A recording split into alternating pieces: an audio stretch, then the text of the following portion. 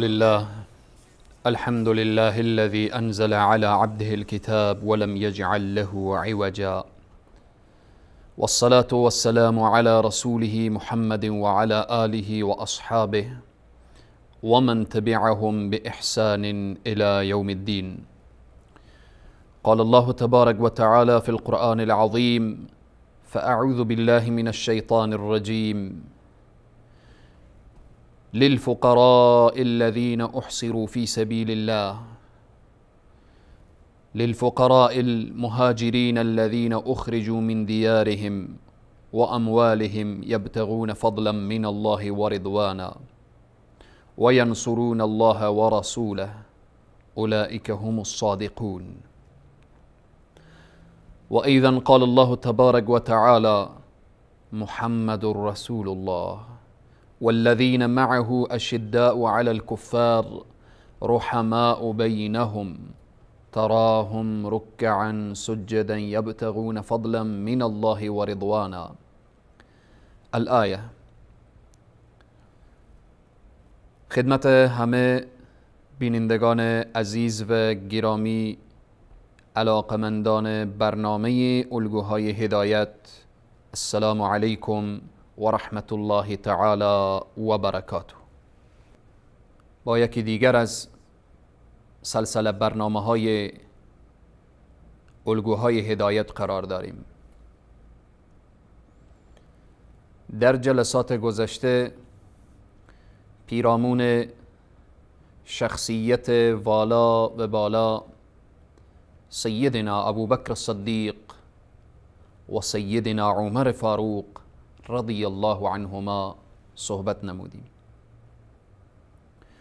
امیدواریم که الله سبحانه و تعالی بر ما توفیق داده وقتی که از این ستارگان درخشان، از این شاگردان مکتب رسالت، شاگردان مکتب توحید و نبوت، شاگردان جناب نبی کریم صلی الله علیه و سلم، وقتی چیزی را میشنویم از سیرت ایشان، از زندگی ایشان، باید ما راه و روش این بزرگان را سرمشق زندگی خود قرار بدهیم.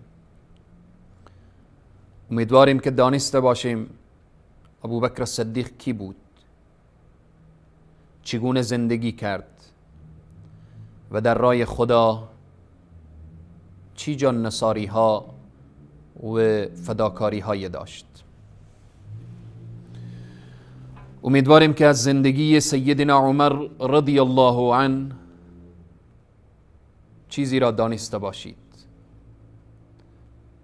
و از آن زهد و تقوا و پرهیزگاری و از آن عدل و عدالت و شهامت و شجاعت و تواضع و فروتنی سیدنا عمر رضی الله عنه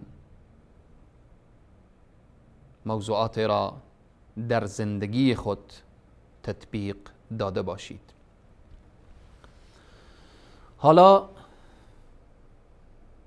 باز هم بحث شاگرد دیگر هست از مکتب رسالت،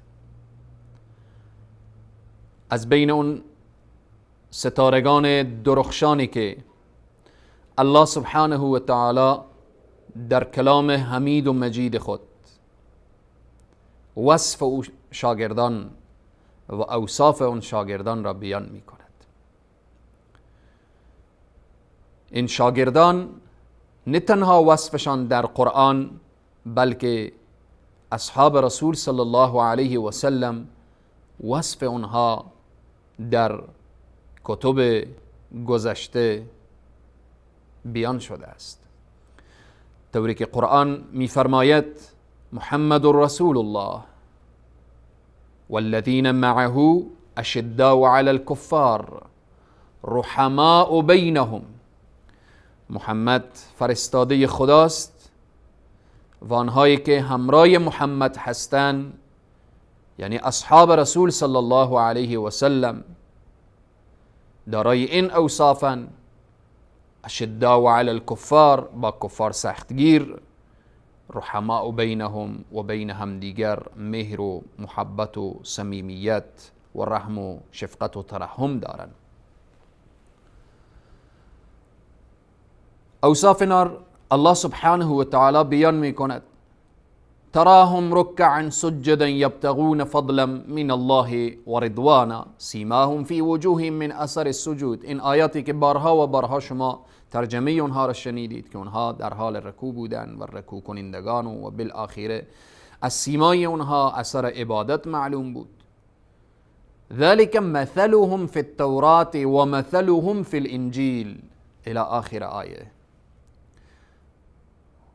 وصف و اوصاف شاگردان مکتب رسالت اصحاب جلیل القدر رسول صلی الله علیه و سلم نه تنها در قرآن بلکه در تورات و در انجیل بیان شده است. آیات دیگر الله سبحانه و تعالی می فرماید: لا يستوي منكم من انفق من قبل الفتح وقاتل اولئك اعظم درجة من الذين انفقوا الى آخر الآیه. الله سبحانه و تعالی می فرماید برابر نیستن آنهایی که قبل از فتح جهاد کردن، مبارزه کردن، انفاق کردن، بر اون کسانی که بعد از فتح اصحاب رسول صلی الله علیه و سلم. آیه دیگر الله سبحانه و تعالی بیان می کند: لا يستوي القاعدون من المؤمنين غير أولي الضرر والمجاهدون في سبيل الله بأموالهم وأنفسهم فضل الله المجاهدين على القاعدين. الله سبحانه و تعالی میگه برابر نیستن آنهایی که بدون عذر نشستن، جهاد را ترک کردن، با آنهایی که رفتن به جهاد، اینها برابر نیستن. آیات زیادی هست که الله سبحانه و تعالی مسلمان ها و شاگردان ردیف اول را تعریف و توصیف دارد. آیه دیگر الله سبحانه و تعالی می فرماید: والسابقون الأولون من المهاجرين والأنصار والذين اتبعوهم بإحسان رضي الله عنهم ورضوا عنه. الله سبحانه و تعالی باز هم از سابقون الاولون بیان میکنه، آنهایی که مهاجر شدن، از مهاجرین، از انصار. و همچنین آیات دیگری که الله سبحانه و تعالی می فرماید: للفقراء المهاجرین الذين اخرجوا من دیارهم و اموالهم. آنهایی که به خاطر الله هجرت کردن، به خاطر الله زندگی را ترک کردن، به خاطر الله سبحانه و تعالی از شهر و دیار خود رانده شدن. یبتغون فضلا من الله و رضوانا. وقتی بیرون شدن از الله چی طلب میکنن؟ فضل الله را، رضایت الله را. و ینصرون الله و رسوله.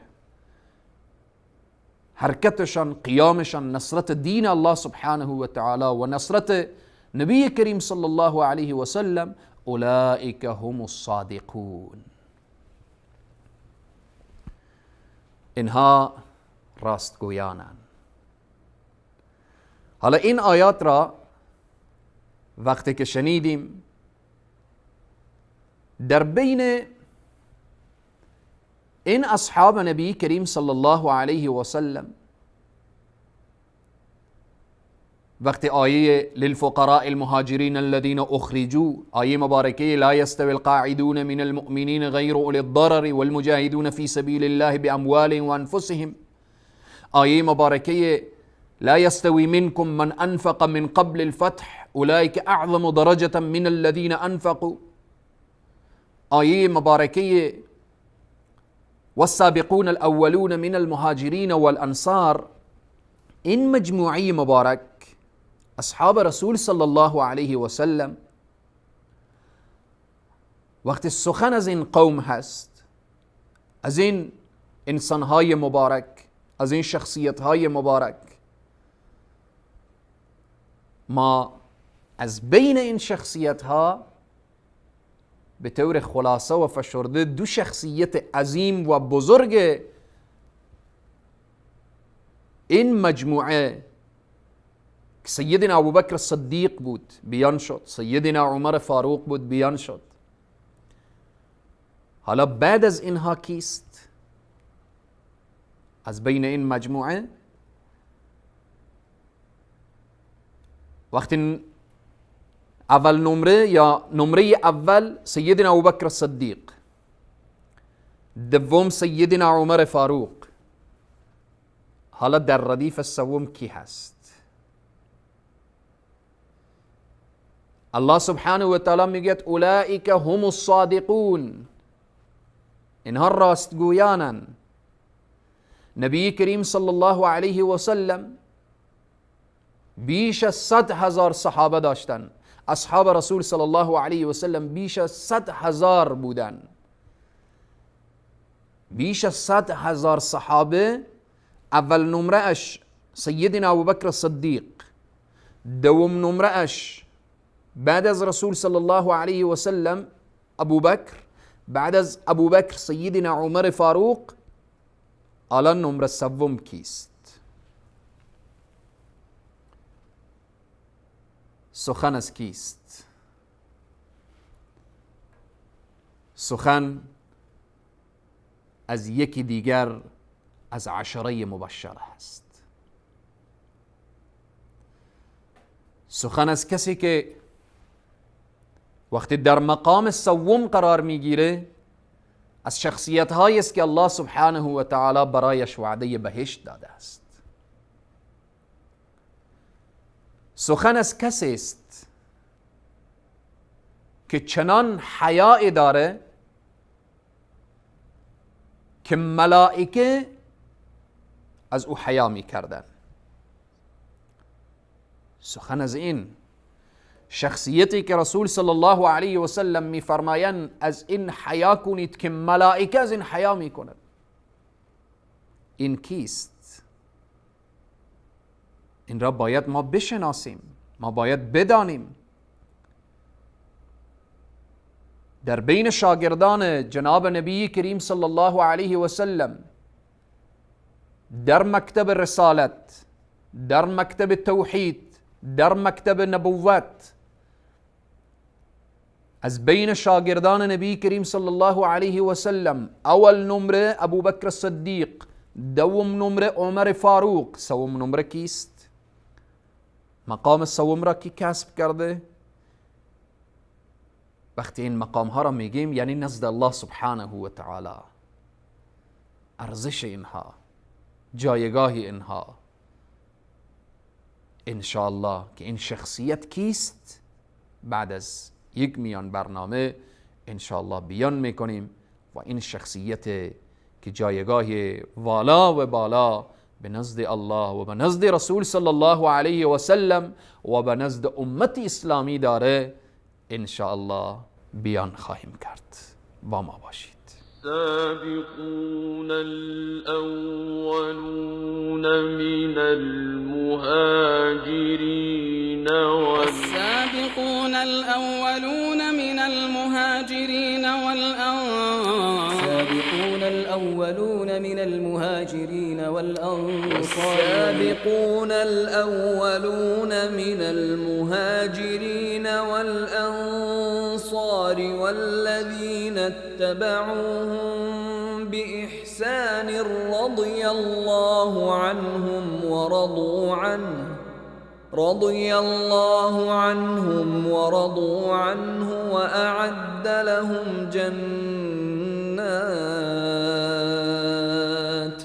وأعد لهم جنات تجري تحتها الأنهار خالدين فيها أبدا ذلك الفوز العظيم.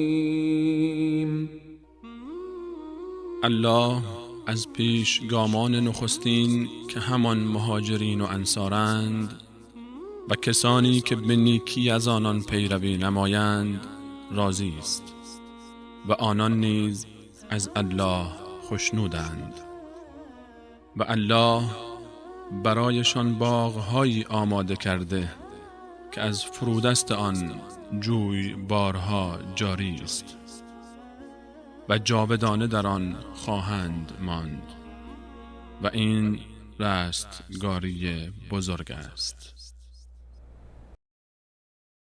مجددا خدمت همه عزیزان و بزرگواران السلام علیکم و رحمت الله تعالی و برکاته. سخن از کیست؟ سخن از کسی که گفتیم ملائکه از او حیا می کردن. سخن از کسی که جان و مال خود را در خدمت رسول صلی الله علیه و سلم قرار داد. این شخصیت کیست؟ سخن از کسی که اولین کسی بود که با خانواده خود، با اهل و عیال خود هجرت میکنه طرف حبشه. سخن از کیست؟ سخن از کسی که در یک رکعت نماز، در یک رکعت کل قرآن را تلاوت می کند. سخن از کسی که جامی قرآن هست. سخن از کسی که لقب ذی النورین را میگیرد. خیلی مهمه. کسی که لقب ذی النورین. سخن از کسی است که در این لقبی که گرفته اول هست و آخر هست. قبلش هم کسی چنین لقب نگرفته و بعدش هم نمیگیرد. سخن از چنین شخصیت است. سخن از کسی که تمویل کننده جیش العسره هست. رسول صلی الله علیه و سلم وقتی ما میگیم جیش العسره از نامش پیداست. خیلی غزوه سخت، غزوه‌ای که رسول الله صلی الله علیه و سلم را نگران کرده بود. کسی که بر لبهای رسول الله صلی الله علیه و سلم و بر چهره رسول صلی الله علیه و سلم فرحت و خوشحالی را ایجاد می کند. تمویل کننده جیش العسره این کیست؟ سخن از کسی است که رسول الله صلی الله علیه و سلم میفرمایند بار الها من از او راضیم، تو از او راضی باش. الله اکبر. آیا نمیخواهید چنین شخصیتی را بشناسید؟ آیا درباره چنین شخصیتی مطالعه کردید؟ رسول صلی الله علیه و سلم دست بلند میکنند بار الها پروردگارا من از او راضیم، تو از او راضی باش. سخن از چنین شخصیت است. سخن از کسی است که رسول معظم اسلام صلی الله علیه و سلم طرفش نگاه میکنن و میگویند بعد از این روز دیگر ضرر برایش نمیرسد، دیگر ضرر برایش وارد نمی شود و دیگر شیطان به او ضرر رسانده نمی تواند. این کیست؟ سخن از کسی که پیامبر اکرم صلی الله علیه و سلم دو جیگرگوشه خود را برایش داد و گفت اگر سومی هم می داشتم برایش می دادم.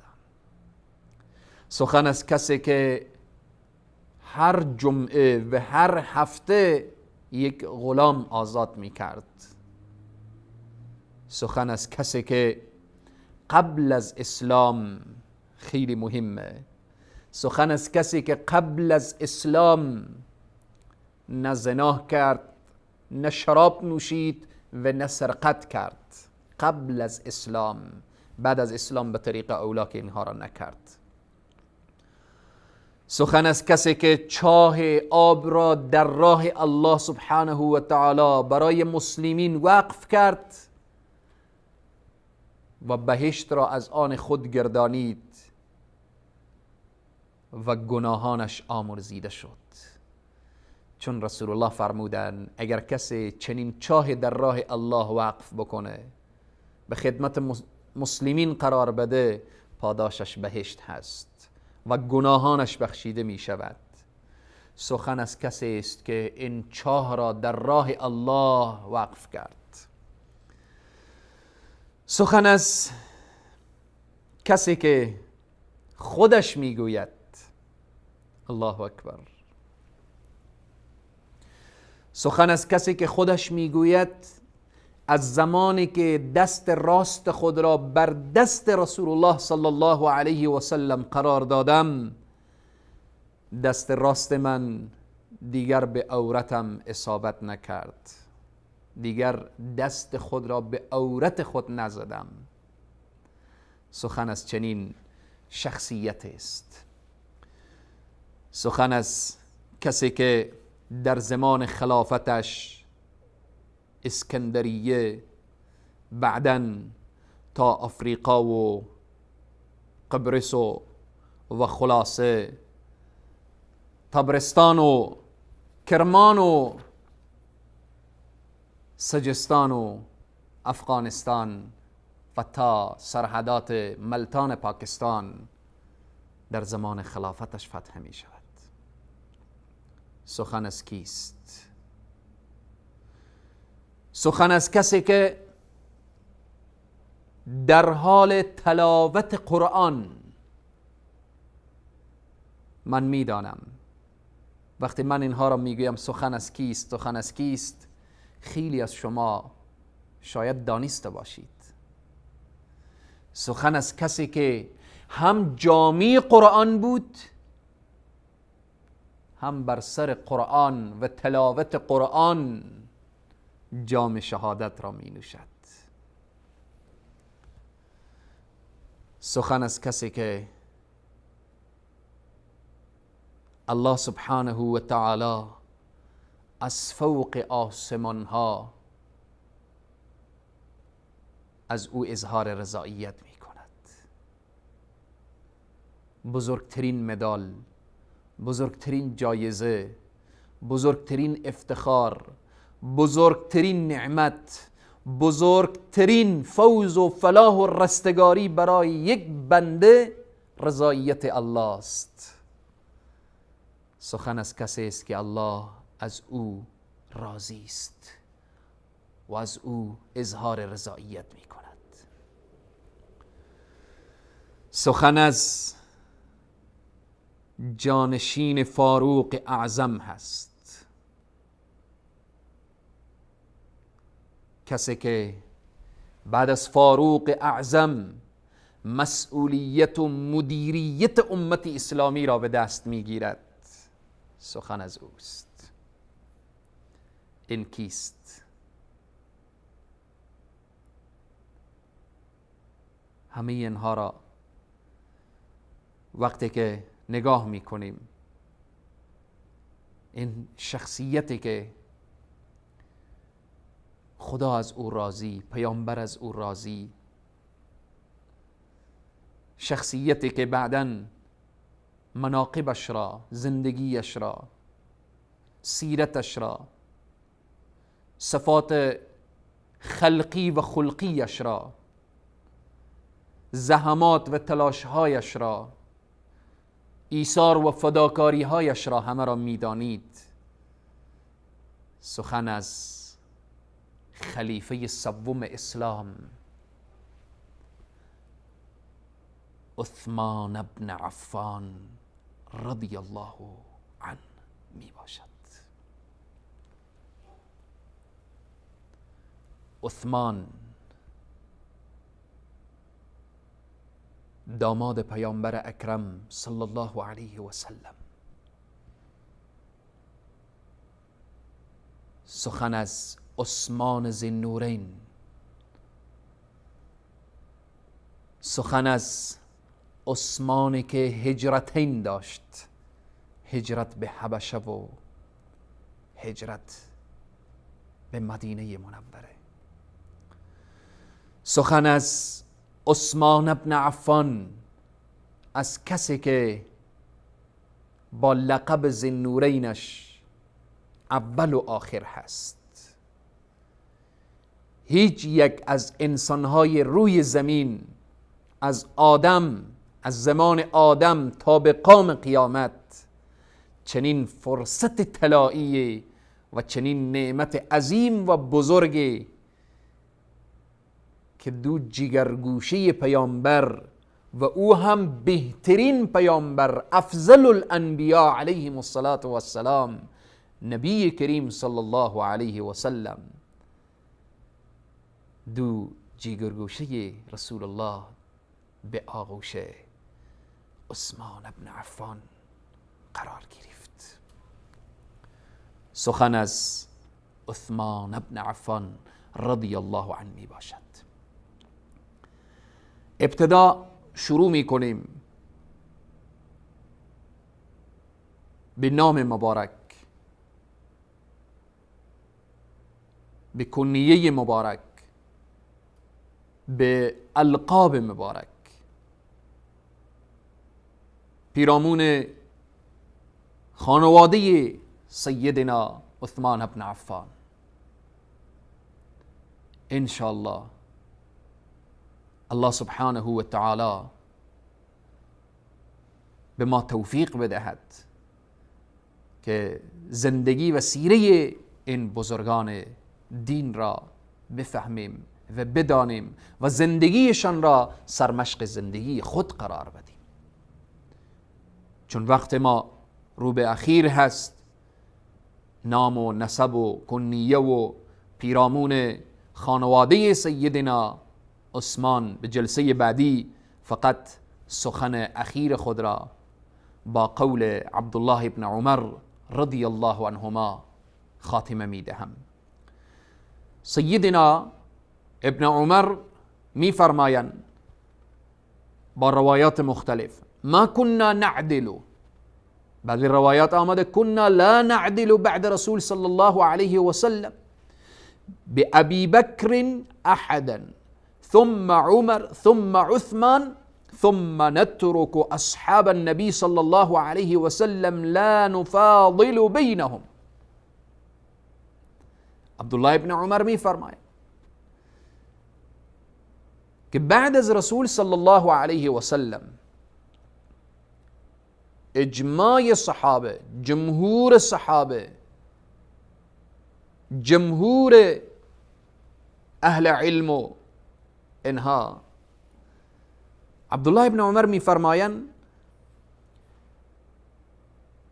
بعد از رسول صلی الله علیه و سلم سیدنا ابو بکر الصدیق هست، بعد از ابو بکر الصدیق عمر فاروق هست، بعد از عمر فاروق عثمان ذی‌النورین هست، و بعد می فرماید ثم نترك اصحاب النبی صلی الله علیه و سلم، بعد ترک می کنیم. همه صحابه عادل بودن، همه صحابه جایگاه و مقام و منزلت داشتن، دیگه ما بین دیگران تشخیص نمیدیم که کدام یک افضلتر و کدام یک و بالاخره. اما در قسمت ابو بکر و بعد از آن عمر و بعد عثمان، این بیان عبدالله ابن عمر رضی الله عنه که میگوید كنا لا نعدل و فی قول ما كنا نعدل. پس بناءً همه صحابه مقام دارن، منزلت دارن، جایگاه دارن و ارزش دارن، أما خلفاء الراشدين سيدنا أبو بكر الصديق، سيدنا عمر فاروق، سيدنا عثمان ذی النورین، سيدنا علي بن ابی طالب، عشره مبشره که بعدها ان شاء الله یکایک بیان می شود. فضائل الصحابه، فضائل اهل بدر، فضائل اصحاب بیعت الرضوان، همه اینها الله سبحانه و تعالی در شأن همه صحابه میگه رضی الله عنهم و رضوا عنه. پروردگار عالم همه ما را پیرو واقعی اصحاب رسول صلی الله علیه و سلم داشته باشد. خصوصا و بالاخص الله بر ما توفیق بده که زندگی نامه سیدنا عثمان بن عفان را درست و صحیح بفهمیم و بدانیم و به آن عمل بنماییم. تا برنامه بعد شما را به خداوند کریم و رحیم می سپارم. والسلام علیکم و رحمت الله تعالی و برکاته.